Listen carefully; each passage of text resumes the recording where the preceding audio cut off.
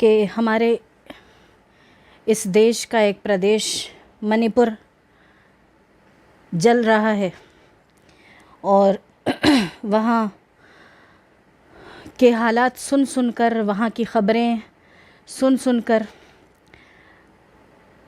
हमारा दिल जल रहा था। और हमें यकीन है कि हर भारतवासी जिसको वहाँ के हालात की ज़रा भी ख़बर है और जिसके अंदर अभी इंसानियत ज़िंदा है, उसका दिल भी जल रहा होगा। लेकिन वहाँ के पूरे हालात, वो हैवानियत और उसका नंगा नाच, उसकी पूरी डिटेल्स ये पूरे देश तक ना पहुँचें, इसके लिए वहाँ इंटरनेट बंद कर दिया गया था, अभी भी बंद ही है। उसकी वजह से देश के बहुत से आम लोगों को तो ठीक से पूरी बात पता भी नहीं है कि वहाँ क्या हो रहा है। 2.5 महीने से मणिपुर जल रहा है। 150 लोग शहीद हो चुके हैं, 50,000 बेघर हो चुके हैं। कभी घर जलाए जा रहे हैं, कभी दुकानें जलाई जा रही हैं, यहाँ तक कि इबादत गाहों को भी नहीं छोड़ा जा रहा है, चर्च तक जलाए जा रहे हैं। अजीब हैवानियत का नंगा नाच वहाँ चल रहा है पिछले 2.5 महीने से। और 2.5 महीने से हम ये भी देख रहे हैं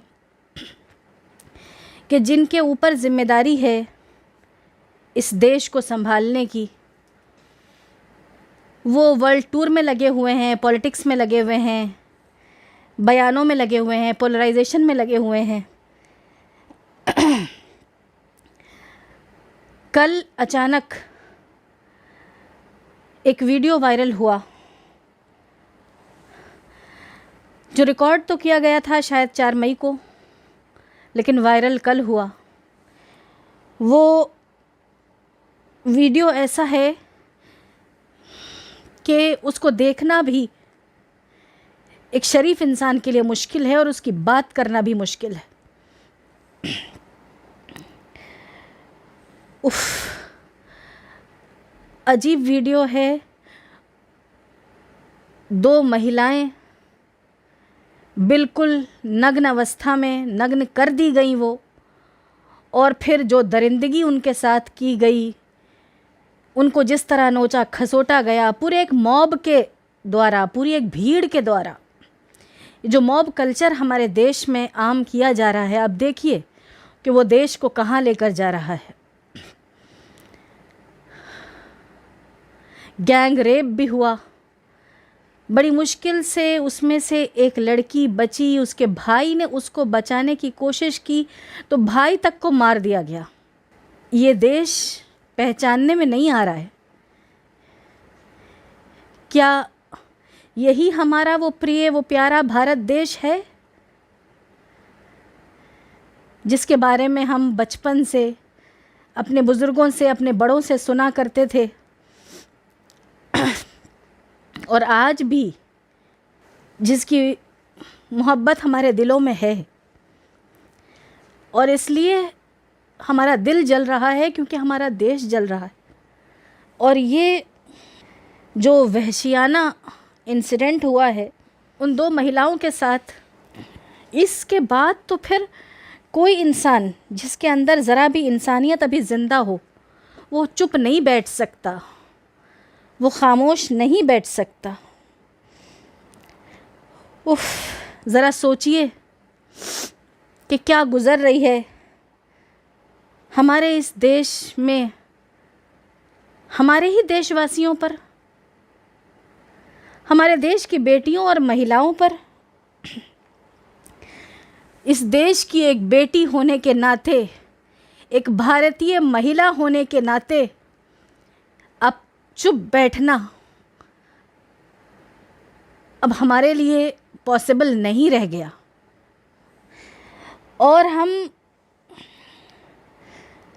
मजबूर हो गए कुछ सवालात पूछने पर हम पूछना चाहते हैं अपने देश के उन लीडरों से जो आज भी बड़ी बेशर्मी के साथ नारी सम्मान के नारे देते हैं। आप हमें बताएं कि नारी सम्मान से आप क्या समझते हैं?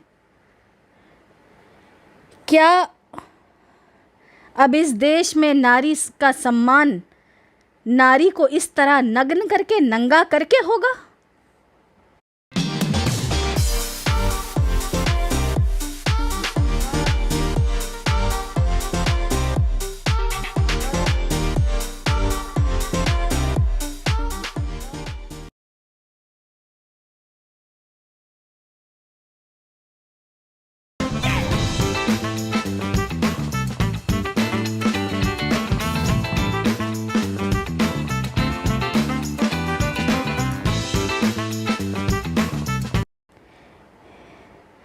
क्या अब इस देश में नारी का सम्मान नारी का चीरहरण करके होगा?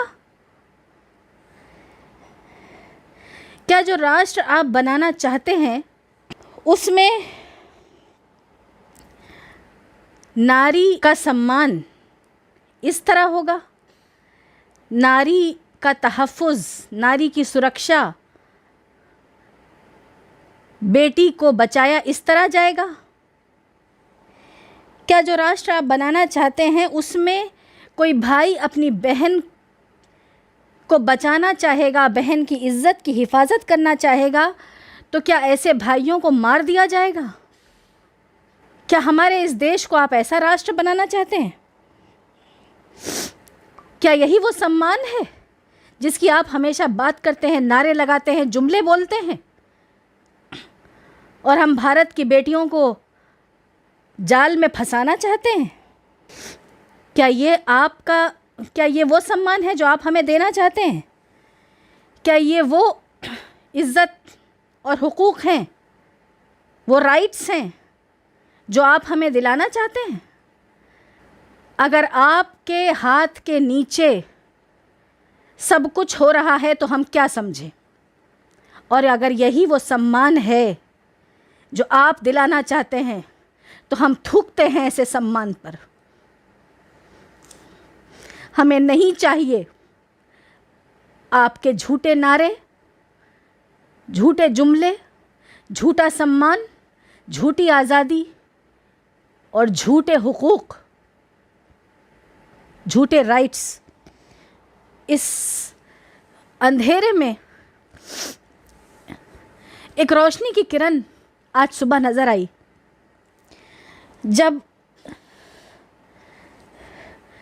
चीफ जस्टिस ऑफ इंडिया ने आज सुबह इस घटना पर अपनी परेशानी का इजहार किया और एक ऑर्डर डिक्टेट कराया, जिसकी शुरुआत चीफ जस्टिस ऑफ इंडिया ने इस तरह की है कि the court is deeply disturbed by the visuals of the video which have appeared in the media since yesterday about the perpetration of sexual assault and violence of women in Manipur. पूरा order हम नहीं पढ़ेंगे, public domain में है, लेकिन इसी order में chief justice of India ने ये भी डिक्टेट करवाया, ये लिखवाया कि we direct the union and the state government to take immediate steps to apprise the court of what action has been taken. हम चीफ जस्टिस ऑफ इंडिया के इस कदम का वेलकम करते हैं और हम उम्मीद करते हैं कि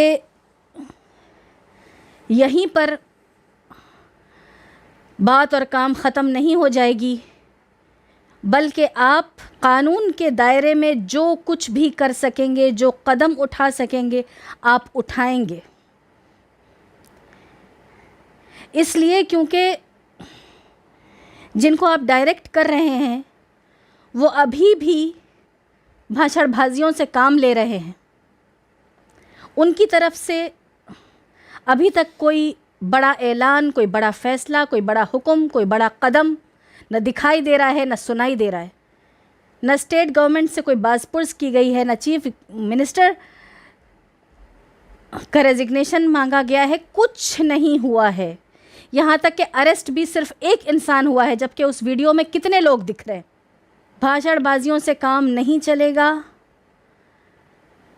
हम as a citizen of India and as a female citizen of India request करते हैं चीफ जस्टिस ऑफ इंडिया से भी कि कानून के दायरे में जो कुछ भी आता हो, जो कुछ आप कर सकते हो, प्लीज़ आप करें इस देश और इस देशवासियों को बचाने के लिए। और सारी जिम्मेदारी दूसरों पर डालकर हम नागरिक मज़े करें, ये भी कहीं की शराफत नहीं है। We are responsible citizen of India. हम भारत के ज़िम्मेदार नागरिक और शहरी हैं। तो उस हैसियत से हम हर भारतीय नागरिक और ख़ास तौर पर हर भारत की बेटी, हर महिला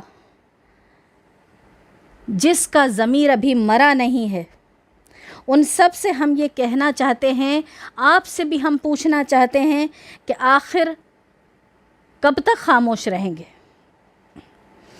याद रखिए, जालिम के जुल्म पर खामोश रहना भी जुल्म है और जुल्म की मदद है। हम सब भारतवासी आइए अब अपनी और अपनी नस्लों की और अपने देश की हिफाजत के लिए उठ खड़े हों।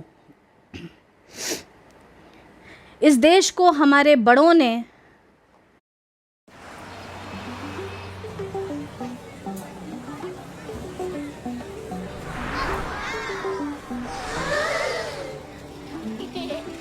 أحلامي بدأت تسألني أمتى سأعود لمدرستي عن معلومات أحفظها وأدونها بالمحبرة عن ساعات مع أصحابي أقضي فيها أجمل وقتي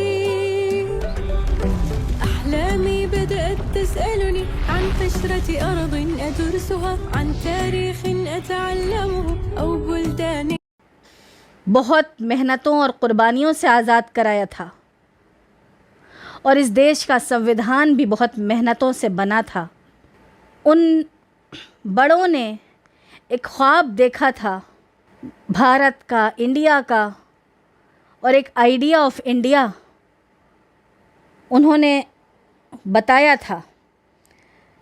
हमें चाहिए कि हम उस आइडिया ऑफ इंडिया को मरने न दें, बल्कि हमारे बड़ों ने जिस हसीन भारत का ख्वाब देखा था, हम उनके काम को आगे बढ़ाते हुए वो हसीन भारत बनाएं। आइए एक ज़िम्मेदार नागरिक होने का सबूत दीजिए। जुल्म के ख़िलाफ़ आवाज़ उठाइए। झूठे नारों और जुमलों के जालों में अब ना फंसिए। आइए हम सब मिलकर लड़ाओ और हुकूमत करो। डिवाइड एंड रूल, इस पॉलिसी पर चलने वालों को मुंह तोड़ जवाब दें और हम सब मिलकर अपने वतन को इंसाफ और अमन का ऐसा गहवारा बनाएं जिसमें हर इंसान